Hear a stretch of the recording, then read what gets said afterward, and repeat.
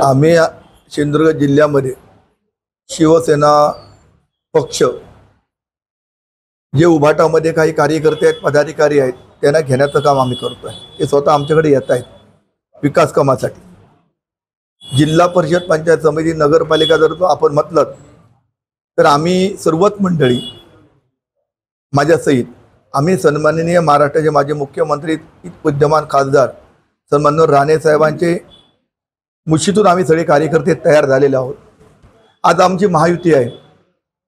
आम्ही शिवसेना पक्षामध्ये जरी असलो तर मी आमचं प्रेरणास्थान सिंधुदुर्गामधल्या ज्या पूर्ण घडामोडीमध्ये हे सन्माननीय इथले आमचे खासदार राणे साहेब आहेत।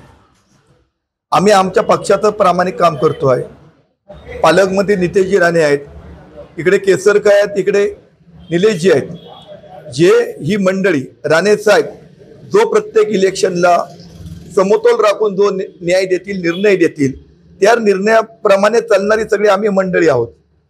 त्यामुळे आमच्यात असं काही नाही की आम्ही 100% असं काही म्हणणार नाही। आमचं छत्र आम्ही फक्त पक्षीय आणि सामाजिक काम करतो आहे। जे सन्माननीय राणे साहेब जो समतोल राखून जो निर्णय महायुतीला सिंधुदुर्गात देतील तो आम्हा सर्वांना, आम्ही कार्यकर्ते त्यांचे कार्यकर्ते आहोत।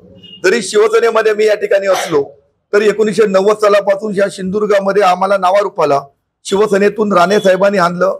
शिंदे साहेबांच्या नेतृत्वाखाली आम्ही काम करतोय आणि शिंदे साहेबांचं, राणे साहेबांचं जे कोण वरिष्ठ आहेत हे सगळ्यांचं अतिशय कौटुंबिक संबंध आहेत।